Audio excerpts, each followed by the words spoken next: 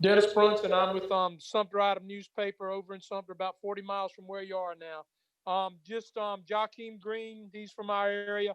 Just talk a little what you've been able to see with him. What impresses you with Joaquin? Well, really, I got here yesterday, so I'm about a day and a half on the job. Don't really know the guys. That's a goal that I got to get to this week as far as getting to know our players. Collected the cell phone numbers last night, so I'll be reaching out to those guys here in the next couple of days to foster those relationships. Okay, thank you. Dick Cox. Hi, Coach. I'm Dick Cox with Lindsey Sports and Cox Sports Broadcasting. I know you've got a background with South Carolina and coaching at Furman, different places, and just talk a little bit about getting back to coach and be back in the state of South Carolina. It's really cool to be back in the state that you were born in. I was born in Sherrall, South Carolina, moved to a really small town, Morven, North Carolina, which is in Anson County. But to be back in the state and be so close to your family. I was at my mom's house yesterday and I plugged in the address to the stadium and it said 95 miles. So that was really, really cool to see. Mike Yuba. Hey, Jimmy, Mike, you from Watch Fox Sports. Uh, how much of that relationship with Clayton can help you guys be able to just get things going as quickly as possible? And how exciting is it to be able to work with someone that you have worked with in the past? I think anytime that you can have continuity and have a familiar background with a person, it makes the transition a lot easier. Coach White does a phenomenal job of nurturing and developing a defensive staff. I'm excited to be back with him. We were apart for a year, but I look forward to being with him and helping this defense get back on the right track. And Jimmy, just a quick follow-up, being able to work for a guy like Lovie Smith, obviously one of the best defensive mind coaches in the game, what were you able to learn from him during your time with him over in Illinois? Coach Smith was the same every day. I think one of the biggest things I took from him was being able to keep your composure when things are good and when things are bad. He's a strong man of faith. I actually talked to him Friday when I got offered the job. That was one of the first people that I called. I think the world of Coach Lovie Smith. He gave me a chance, at the Power Five level. So I'm forever grateful to him for that.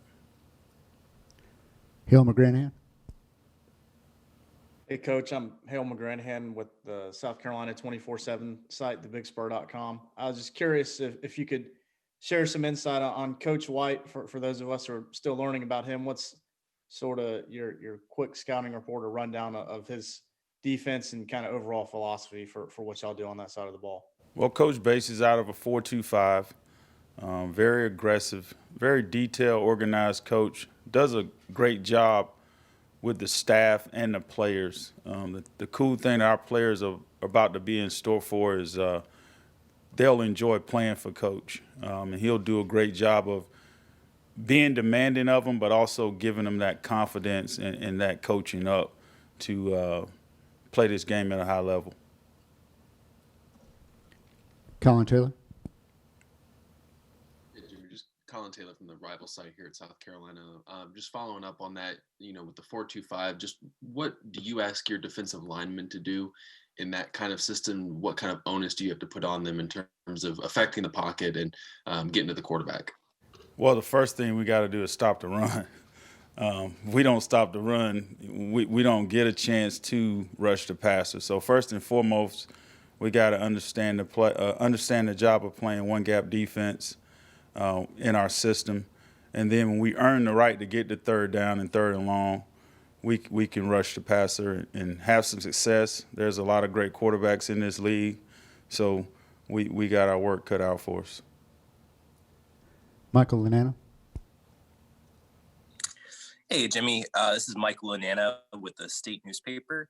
I was checking out your Twitter and I saw you had the progression and creatures. I saw those hashtags and I was just curious just a little bit about those and just in general, just kind of your philosophy as far as just your relationships with players and player development and things like that.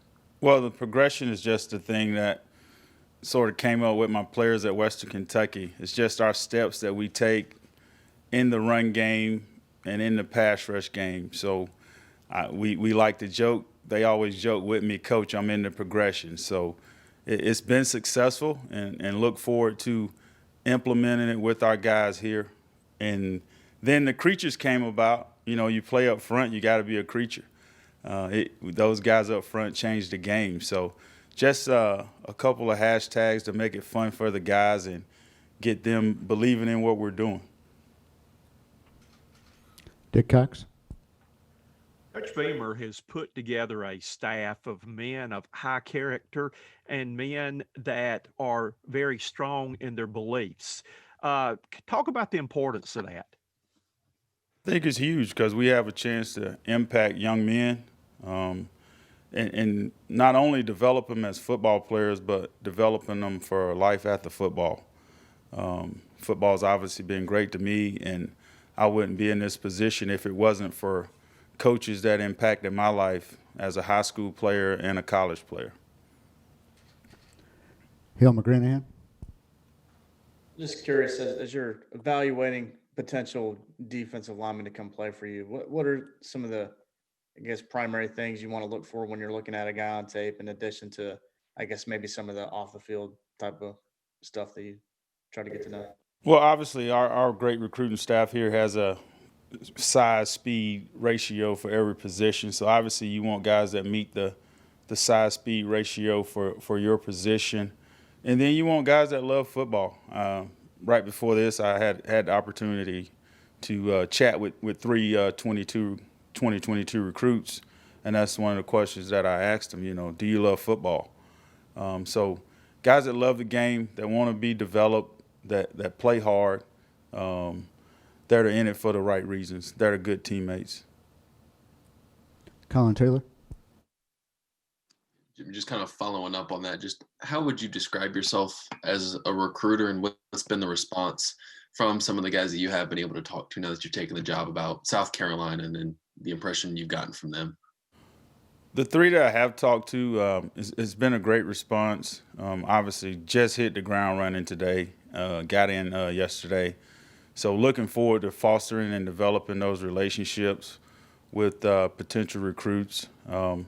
And just this is a great institution, university to excel, world-class facilities, great fan base. So I think we got a lot to offer here at South Carolina. Mitch Brown. Coach, I'm curious, obviously you've been talking about recruiting, how much pride you take in having the opportunity to be able to recruit guys not only from the state that you grew up in, but also to come to this university that has, you know, been on your mind to be a coach here and now have the opportunity to actually do it instead of think about it. It's a great sale for us. Obviously, though, let me correct you, Mitch. I grew up in North Carolina, born in South Carolina. So obviously, great. It's a great sale for us. Just seeing the parts of the campus and driving in and seeing the stadium, all of that's impressive. I think when we have the opportunity to get kids to our institution and on our campus and they see what we have to offer, I think it's a no-brainer.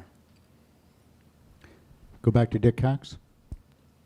Coach, what's the most important thing that you want Gamecock fans to know about you? Great teacher.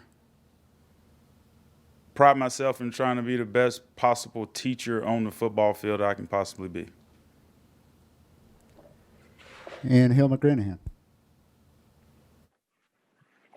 Coach, sort of what I asked you about Coach White, what's your recollection of Coach Satterfield, being on the staff with him previously? What's he like as an offensive mind and play caller and all that? Me and Coach Satterfield started out as graduate assistants at University of Tennessee at Chattanooga.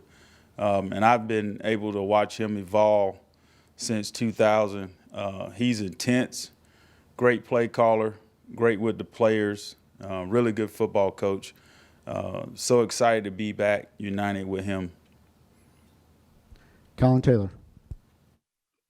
I guess I talked to Coach White about this when he got introduced, but as a defense, when you sit back and after a game, what are some stats that you look at from a defensive side of things to show you if you guys are being effective? Is it yards per? I assume yards per rush since you want to stop the run, but what are some things that help you measure success outside of wins and losses?